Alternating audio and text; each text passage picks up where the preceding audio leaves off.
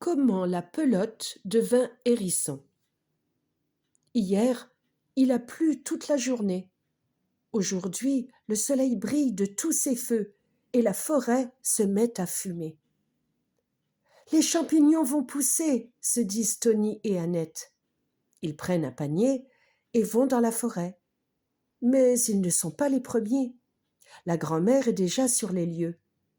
Annette, Tony, aidez-moi à chercher ma pelote de laine. Je l'ai égarée par ici.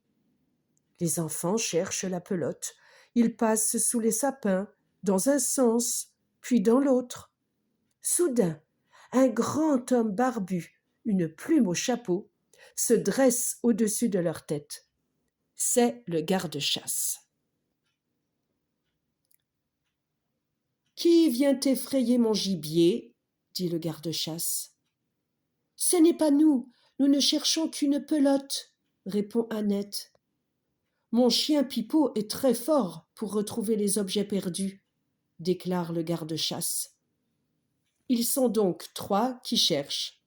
Annette, Tony et Pipo le chien. « Grrr » souffle le chien en tirant un fil de la mousse. «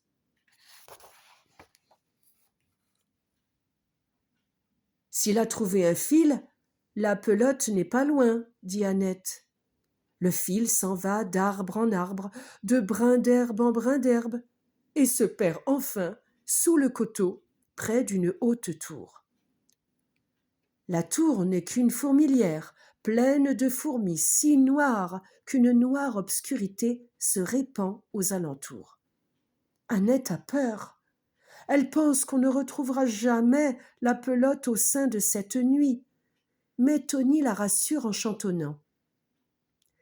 Une fourmi vient nous voir, qui trottine dans le soir, et qui chasse la nuit noire avec son petit bougeoir. La petite fourmi éclaire les enfants aussi fort qu'elle peut.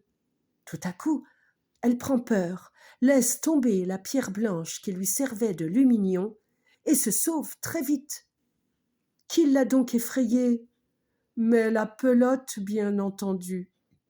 Blottie dans l'herbe sous le bouleau, elle n'est pas tendre et douce comme on aurait imaginé, mais toute hérissée de pointes et de piquants. Et en roulant le long du talus, elle a accroché une multitude de brindilles et de feuilles. Annette se penche pour la ramasser, mais elle se pique les doigts. Tony éclate de rire. Drôle de pelote. Il s'amuse à l'idée de rapporter le hérisson dans le jardin de sa maison. Il lui donnera à manger et jouera avec lui. Annette trouve l'histoire moins gaie. Que dira la grand-mère si on lui rapporte un hérisson à la place de sa pelote ? Soudain, Pipo sort en courant du taillis, une pelote de laine dans la gueule.